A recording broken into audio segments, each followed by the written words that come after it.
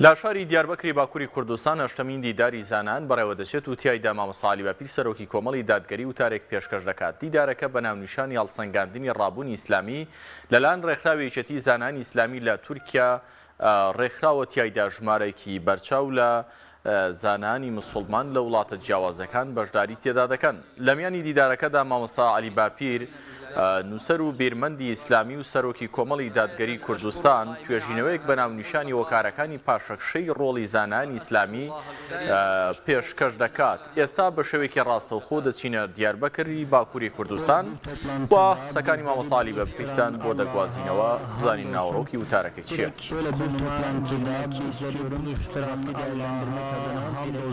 Başlamak istiyorum. Konuma girmek istiyorum. Vakti değerlendirmek adına direkt konuya başlamak istiyorum. Konumuz toplumsal gidişatı belirleyen سەرەتا سوپاسی ڕێکخەرانی ئەم دیدارەکەم لە خوای بەخشندە داواکارم باشترین پاداشتیان بداتەوە بە شێوەیەکی ڕاستەوخۆ ئەچمە نێو بابەتەکەوە و دەڵێم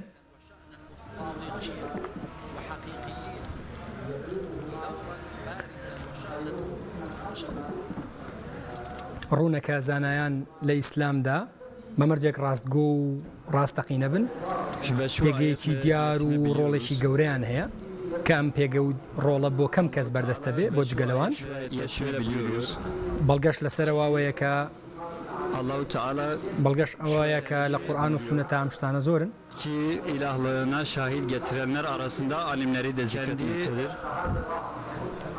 İlahlığına şahit getirenler arasında alimleri de zikretmektedir. Allah-u Teala melekler Allah-u Teala şöyle buyuruyor. بەم ئاەتە پیرۆزە دەست پێەکەین Allah-u Teala melekler şahittirler ve adaletli bir şekilde hükmeden alimler کە خوای پەروەردگار لەم ئاەتەیە فەرمێ şahittirler. Alimler onlar Allah-u Teala Fatih suresinde şöyle buyuruyor. خوای پەروەردگار لەم ئاەتەیە شایەتی Onları زانایانی لەسەر تاک پەرستی و تەنیا پەرستی خۆی خستۆتە ڕوو دوای شایەتیدانی خۆی و فریشتەکانی خوای پەروەردگارە فەرموێ شهد الله أنه لا إله إلا هو والملائكة وأولو العلم قائما بالقسط لا إله إلا هو العزيز الحكيم seçtiğimiz kullarımıza kimisi kendi nefsine zalimdi, kimisi miras bıraktı. هەروەها لە سوورەتی فاتیریشدا خوای پەروەردگار دەفەرمێ لەبارەی زانایانەوە ثم أورثنا الكتاب الذين اصطفينا من عبادنا Ki peygamberler de kendileri alimleri, kendi vekilleri peygamberler de kendileri bırakmışlardı. Alimleri kendi çünkü vekilleri ve mirasçılar olarak bırakmışlardır. Alimler peygamberlerin varisleridirler. Çünkü Peygamber sallallahu aleyhi ve sellem şöyle buyuruyor. سەروەری پێغەمبەرانی خوا و پێغەمبەری کۆتایی محەممەد صلی الله عليه وسلم زانایانی بە بریکار و میراتگرانی خۆی ناوبردوون her alim Peygamber sallallahu aleyhi ve sellem'in kim onlar arasında bir vekili ve mirasçısıdır. Her alim Peygamber sallallahu aleyhi ve sellem'in kendi vekili ve mirasçısıdır. Herkes kendi şekilde alabildiği kadar bunu peygamberlerin هەرۆک دەفەرمێ زانایان میراتگیری پێغەمبەرانن پێغەمبەرانیش دینار و درهەمیان بە میرات بەجێ نەهێشتووە بەڵکو زانستیان بە میرات بەجێ هێشتووە هەر کەسی وەری بگرێ و بەشێکی زۆری بردووە Hilafet devleti, Abbasi devleti ve Osmanlı devletinden sonra da Emevi devleti, Abbasi devleti ve Osmanlı devletinden sonra da her daim yöneticileri gözetmekteydi. وەک لە فەرمودەکەیان فەرمێ فإن العلماء ورثة الأنبياء وإن الأنبياء لم يورثوا دينارا ولا درهما إنما ورثوا العلم فمن أخذه أخذ بحظ وافر Velev ki bunun veya onların karşısında onların cezaevlerine atılması olsun fark etmez her ne pahasına olursa olsun mücadelelerini sürdürüyorlardı veya öldürülmesi olsun fark etmez her ne pahasına olursa olsun mücadelelerini sürdürüyorlardı. Gerileme vardır. Alimlerin rolü hakkında bir şey görüyoruz özellikle. Büyük bir gerileme vardır. Biraz değinmek istedim hakkında. بێگومان لە مێژووە زانایان و عالمان ڕۆڵێکی زۆر بنەڕەتی و گەورەیان بینیوە و گێڕاوە هەرێکیان بەقەدەر خۆی بە جۆرێکە پەناگە بوون بۆ هەموو چین و تۆژەکانی کۆمەڵگە بە تایبەتی لە کاتی لادانی حکومڕان و کاربەدەستان و ستەمکردنیانە ئەمەش شتێکی زۆر ڕوونە لە مێژووی دەوڵەتی ئومەوی و دەوڵەتی عەباسی و دەوڵەتی عوسمانیە. زانایان هەمیشە بۆ حکومڕانانی لە ڕێلادەر لە بۆسەیا بوون لە کەمینا بوون بەرهەڵستریان کردوون. ئەگەر ئەمە بە بەخشینی گیانی خۆشیان تەواو بوو بێ یا خراپە زیندانەوە یان ئازار و ئەشکەنجە درابن سوکایەتیان پێکرابێت تەنانەت şehîdiş kirabin. Ve Allah-u Teala Medine döneminde bahsettiğinde Allah-u Teala ya eyyühellezine بەڵام لەم سەردەمەی یەسەمانە پاشەکشەیەکی گەورە لە ڕۆڵی ئەرێنی زانایانە بینین لە ژیانی ئومەتی ئیسلامە. ئایا هۆکاری ئەمە چییە؟ چۆن ئەم دیاردە خراپە چارەسەرەکرێ؟ ئەتوانین هۆکاری زۆر بژمێرین. بە بۆچوونی من گرنگترین هۆکارەکانی ئەم گرفتە ئەمانەیە. Ve iman konusunda özellikle de ikinci sebep ve iman konusunda takvanın tezkiye لاوازی ئیمان و لاوازی پەیوەستبوونی زانایان بەخوا و هۆکارێکی سەرەکیە. دیارە ئیمان بە هەر چوار پێکاتەکەیەوە و بە هەر شەشپایەکەیەوە. çünkü onun iman zayıflarsa takva da zayıflar. چونکە خوای پەروەردگار لە قورئاندا زۆر باسی ئیماندارانەکە ئەی ئیمانداران ئەی مسلمانان زۆر لە ئاەتەکان بەم شێوازە دەست پێیەکە. Üçüncü sebep dünya hayatını ahiret hayatına seçmektir. Dünya hayatını خوای پەروەردگار لە سەردەمی مەدینەدا کاتێک ئاەتەکان داوەزن سەرەتای ئاەتەکان زۆربیان بە ئەی ئیمانداران دەست پێیەکەن. şöyle buyuruyor şeyleri önemsemek. بەتابەتی ئەو بابەتانی کە پەیوەندیان بە حرام و حەڵاڵەوە هەیە یا پەیوەندیان بە پاداشدانەوەی کردەوەکانەوە هەیە. Bir dualarından bir tanesinde şöyle buyuruyor. بەتایبەت بابەتی بیر و باوەڕ و عەقیدەوە گفتوگۆ کراوە و باس کراوە. هۆکاری دووەم بۆ لاوازی ڕۆڵی زانایان لاوازی خواپەرستی و تەسکیەی نەفس و پارێزکاری زانایانە دیارە بەمانە ڕاستەقینە فراوانەکەیانەوە. ڕوونی شەکام هۆکارە لە هۆکاری یەکەمەوە کەوێتەوە واتە گرفتی لاوازی ئیمان لاوازی خواپەرستی و تەسکیەی نەفس و پارێزکاری لێکەوێتەوە. Adetler hala var. Çünkü Peygamber sallallahu aleyhi ve sellem'in çıkmamakta şöyle buyurur. Bu şehitlerin efendisi Hamza'dır. Çünkü Peygamber sallallahu aleyhi ve sellem'in bir başka bir hadisinde şöyle buyurur. Şehitlerin efendisi Hamza'dır ve edip de bir diğer kişi de yapmadığı bir şeyden bir خاڵی سێیەم edip de ya ki Peygamber sallallahu aleyhi ve sellem başka yapmadığı bir şeyden ötürü öldürülen kimse. Cihad ki Peygamber sallallahu aleyhi ve sellem başka bir zalim sultanın karşısına sökebilmektir. Cihad mesela adaletli bir şeyi zalim sultanın karşısına sökebilmektir. Hazreti Hamza birinci seviyeden oluyor. Birinci seviyede Hamza birinci seviyeden ayrıyeten de oluyor. Birinci seviyeden bir diğer şehitlerin efendisi oluyor. Zayriyeten de karşı çıkıp dediklerini yapmayıp diğer şehit edilen kimse. Bir diğeri de aynı kefen içerisinde neredeyse karşı çıkıp dediklerini yapmayıp şehit edilen kimsedir. Aynı kefen içerisinde neredeyse bırakılabiliyor. Bu dönemde, bugünümüzde alimlerin bu rolü maalesef azalmıştır. خاڵی سێم پەسەندانی ژنیانی دنیا بەسەر ڕۆژی دوایی و ژیانی دنیا و چێژەکانی کردنی ئەمە بە ئامانجی هەرە باڵا لە ژیانی زانایانە هەر لەبەرە مەشەکە پێغەمبەری خوا صلی الله علیه و سلم دەفەرمێ Resmi birer memur gibi gözüküyor. Öyle görülüyor. ولا تجعل الدنيا أكبر همنا ولا مبلغ علمنا ليك لپارانەوەکانیە وافەرمێ واتە خوایە دنیا مەکە خەمی هەرە گەورەمان و دوا مەنزڵگەی زانینمان. Beşinci bir sebep Kur'an'da ve sünnette derinleşmemeleriyle dinde oluşmayan Kur'an'da ve sünnette derinleşmemeleriyle dinde oluşmayan o anlayışları. Bazı alimler mesela şöyle dediler.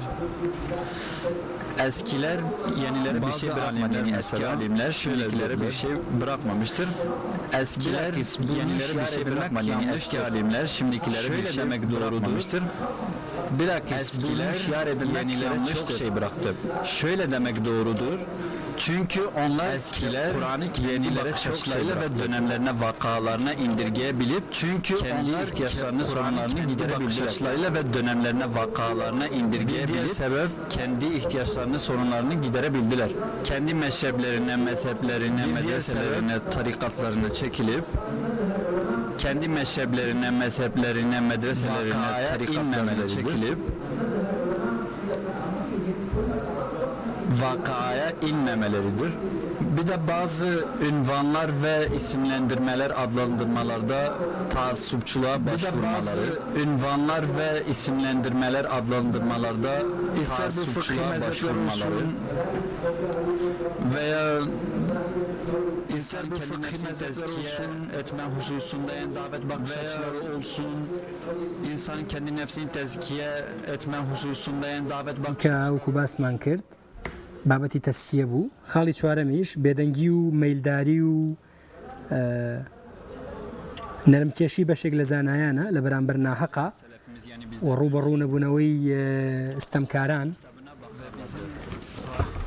yani bizden öncekiler Peygamber Aleyhisselam'ın sünnetine bakarlardı, kitabına bakarlardı. Kendi vakalarına, kendi günlerinin rasyonelliğine, sünnetine bakarlardı. Ona göre Kur'an'da hüküm çıkartırlardı. Kendi günlerinin rasyonelliğine bakarlardı. Oluşan ona göre Kur'an'da hüküm çıkartırlardı ve ihtiyaçlarını bizim de onlar gibi yapmamız lazım. Oluşan sıkıntılarını giderirlerdi. Sadece onların fetvalarını taklit etmememiz lazım. Bizim de onlar gibi yapmamız lazım.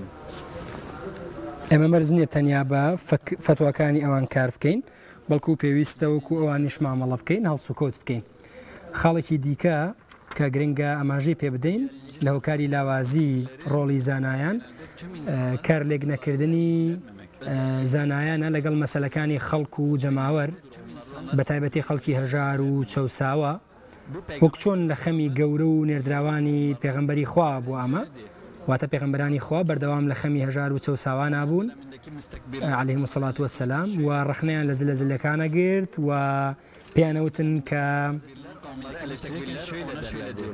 ڕەخنەیان لێگرتن بەوەی کە تەنها کەسانی بێ ئەرزش و لاواز شوێنیان کەوتون زلەزلەکان ئەم جۆرە ڕەخنەیان لە پێغەمبەرانە گرت وەکو خۆبەزلگرەکانی قەومی نوح ئەیانوت وما نراك اتبعك إلا الذين هم أراذلنا واتە کەس نابینن شوێنت کەوت بێ مەگەر ئەوانە نەبێ کە زەبوون و ڕیسواکانمانن İrşadı istiyorlarsa alimler şayet insanların içerisine karışacaklar.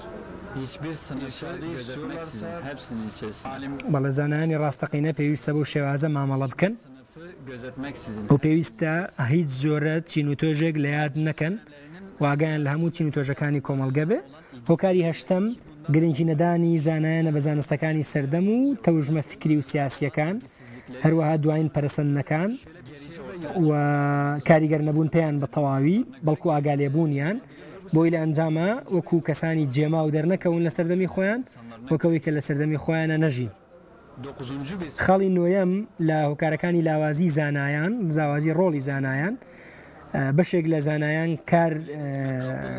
کاریگەری ڕوتی ئەلمانیان لەسرە کاریگەری ڕوتی ئەلمانی و مادەگەرا و تەوژمی زاڵیان لەسرە سیکۆلاریزم کاریگەری هەیە لەسەریان و کاری تێکردوون کە ئەم جۆرە تەوژمەش هیچ حسابێک بۆ قیامەت ناکە و تەرکیز و کۆبیری ئینسان لەسەر ژیانی دنیایی تۆخەکاتەوە وای کاتە تاکە ڕێگەی گرنگی پێدانی هەرو گوتم سیکۆلاریزمەکانیش گرنگ سیکۆلاریستەکانیش گرنگیەک بە قیامەت نادەن و ئاخرەت لایەن هیچ ڕۆڵێکی نییە Bazıları mesela ki onları alim diye eleştirmiyorlar. Bilakis kalkıp onları tebrik ediyorlar bu yaptıkları şey hakkında. Kalkıp bunları بەداخەوە بەشێک لە خەڵکی پیرۆزباییان لێکەن لەوەی کە ئەم جۆرە هەنگاویان ناوە لە بریەوەی ڕەخنەیان لێ بگرن bir araştırma yapmak yerine ve yardımlaşma noktalarında خاڵی دەیەم لە هۆکارەکانی لاوازی ڕۆڵی زانایان ئەوەیە کە لە مامەڵەکردن لە نێوان خۆیانە بە دوای خاڵە هاوبەش و خاڵە کۆکەرەوەکان ناگەڕێن جەخت لە هۆکارەکانی یەکبوون و یەکگرتن ناکەنەوە بەڵکو خەریکی وروشاندنی بابەتی ڕاجایی و بابەتە لاوەکیەکانن کە ئەمەش دوایی لە کۆتایی یابێتە هۆکاری جیایی و پەرتەوازایی و دژایەتیکردنی یەکتر هەروەک خوای پەروەردگار لەم بارەیەوە لە قورئانە دەفەرمێ ولا تكونوا من المشركين من الذين فرقوا دينهم وكانوا شيعا كل حزب بما لديهم فرحون واتەوەکو هاوبەش بۆ خوادانەران مەبن لەوانەیە کە ئاینیان بەشبەش کرد و بوونە کۆمەڵ هەر کۆمەڵیش بۆ دڵخۆش بوون و کە هەیان بوون چارەسەریش لە پێچەوانەکردنەوەی ئەم هۆکارانەوەتە چارەسەری لاوازی ڕۆڵی زانایان ئەوەیە کە ئەم دەخاڵی سەرەوە پێچەوانە بکەنەوە هەر شتێک بە پێچەوانەکردنەوەی هۆکاری پەیدابوونەکەی چارەسەرەکرێت بەو هۆکارە لە بینا لەسەر ئەماڵین پێویستە زانایان تەرکیزیان بخەنە سەر ئیمانی ڕاست تەرکیز بکەنە سەر پتەوکردنی پەیوەندی لەگەڵ خوایە لە ڕووی خواپەرستی و تەسکیەی نەفس و پارێزکاریەوە پاشان پەسەندانی ڕۆژی دوایی وەسفکردنی ڕۆژی دوایی پێشخستنی ڕەزامەندی خوای پەروەردگار خوای بەرز و مەزن بەسەر ژیانی دنیاە هەروەها وەستانەوە بە ڕووی حکمڕانانی ستەمکار و ڕاستکردنەوەی هەڵەکانیان و هەوڵدان بۆ قوڵبوونەوە لە قورئانی پیرۆز لە قورئانی سەروەر و ڕێبازی پێغەمبەری کۆتایی صلی الله عليه وسلم و تێربوون لە ڕاستیەکان هەروە پێویستە پەرستشە تاکە کەسیەکانیان لە یاد نەکەن شەو نوێژ و گرنگی بە ئیستیقامە بدەن و زۆر جەختی لێ بکەنەوە پێویستە ئاگایان لە ئاینی خۆیان بێ جەخت لە پەیوەندی نێوان خۆیان و خوای پەروەردگار بکەنەوە گرنگی بە ڕەزامەندی خوای پەروەردگار بدەن rızasını ve ahireti dünya hayatından ve içindekilerden öncelemek. Tabi birçok kişi sözde alim diye isimlendiriliyor kendileri. Yani هەروەها فراوانکردنی ئاسۆی بیرکردنەوەیان سنگ فراوانیان لە نێوانیەکە لێبوردەییان و کارلێکردن لەگەڵ مەسەلەکانی جەماوەر و هەستکردن بە گرفتاریەکانیان گرنگیدان بە زانستەکانی سەردەم و ڕەوتە فیکریەکان dinde derinleşmemiz lazım ve sünnete çok iyi bir bakış açısıyla bakıp تەماشاکردنی قورئان و سونەت بە شێوازێکی دروست و تەواو olmaları onlara yakışmaz. Tabi alimlerin dar müsamaha olmaları onlara yakışmaz. Geniş ufuk زانایان پێشڕۆی مسلمانانن و مسلمانان چاولەوانەکەن olabilmemiz lazım. Geniş ufuklu olabilmemiz lazım. پێچەوانەکەی گرفتی گەورە دروستەکە Hem de ilim ehlinin hepsinin dairesi, çerçevesi olması lazım.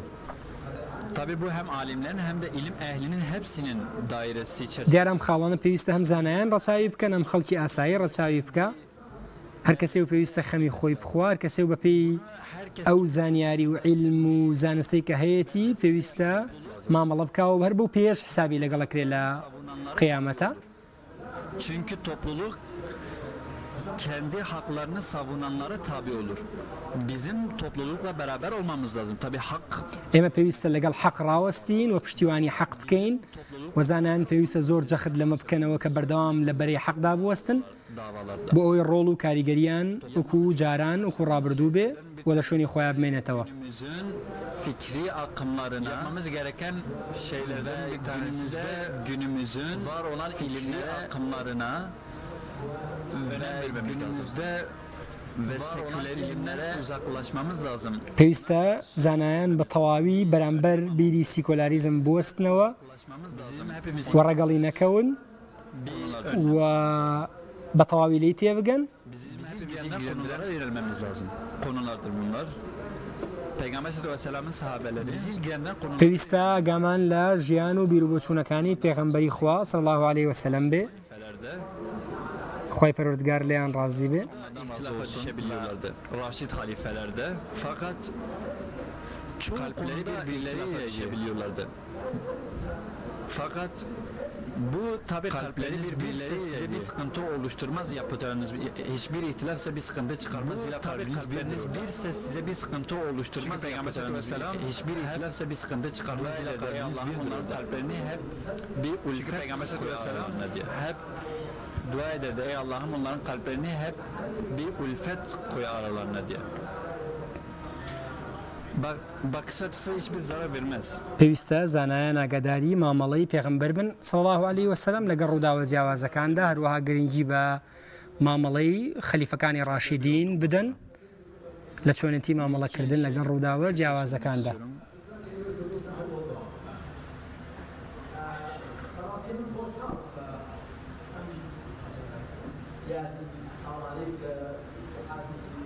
لە ڕاستیدا من خۆشحاڵم بە میادی ساڵانەیە Kalpler bir olduktan sonra. کە برایانی هودا پارەم چالاکیەکەنەوە söylemek istiyorum. دەستخۆشیان لێ یەکەم دەستیان خۆش بێ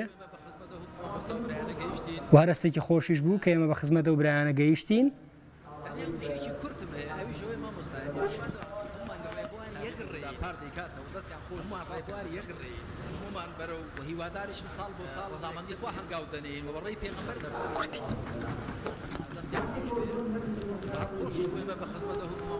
مامۆستا برایان دنیا موشەیەکی کورتم هەیە ئەوی ژەوەی مامۆستایە ئێمە ڕێبواری یەکڕێی Birbirimize karşı yumuşak davranmamız lazım. Beraber birbirimize yardım etmemiz lazım. Allah bizim yardımcı olsun. Burada Hüdapar bunu gerçekleştirmiş. Başka yerlerde de biz de bunun gibi şeyleri düzenlememiz lazım.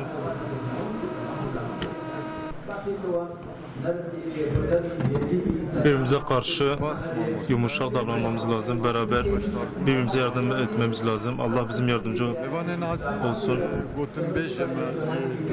Burada Hüdapar bunu gerçekleştirmiş. Başka yerlerde de biz de bunun gibi şeyleri düzenlememiz lazım.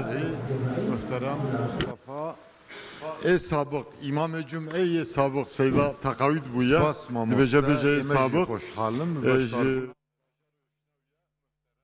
Mevan Aziz Hatemi Mücaravi Rolan Medrese ve Ulemayı Belavkırna Hiyaya İslami de Seyda Fermu vakti o İmam Cum'e Muhterem Mustafa sabık İmam Cum'e sabık Seyda takavüd bu ya. Dibece sabık Bajar Öşnevye Muhterem Mustafa Hatemi Mücaravi Rolan Medrese ve Ulemayı Belavkırna Hiyaya İslami de Seyda Fermu vakti o 20 dakikaya. Bismillahirrahmanirrahim.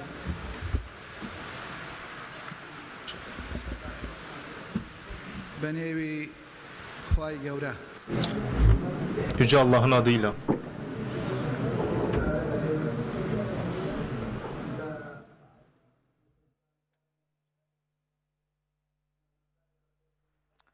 بەڵە بەرەزانەوەی کە بینیتان هەشتەمین دیداری زانان بوو کە لە شاری دیاربەکری باکووری کوردستان بەڕێوە دەچێت تیایدا مامۆستا عەلی باپی سەرۆکی کۆمەڵی دادگەری کوردستان وتارێکی هەبوو و پێشکەشی کرد ناونیشانی وتارەکەی هۆکارەکانی پاشەکشەی زانانی ئیسلامی لە ناو کۆمەڵگە موسڵمانەکاندا و هەروەها لە دە خاڵدا چڕی کردبوو و چارەسەرەکانیشی خستە ڕوو و لە کۆتایی وتارەکەیدا ئاماژەی بۆ کرد کە پێچەوانەکردنەوەی ئەم دەخاڵی کە سەرەتا باسیکردن چارەسەرە بۆ ئەم گرفتانە بەگشتی ئەم چالاکیە بە چەند ساڵێک جارێک لە باکووری کوردستان دەبەسترێت مامۆستا عەلی باپی سەرۆکی کۆمەڵی دادگەری کوردستان لەم دەخاڵەدا ناونیشانی وتارەکەی پێشکەش کرد.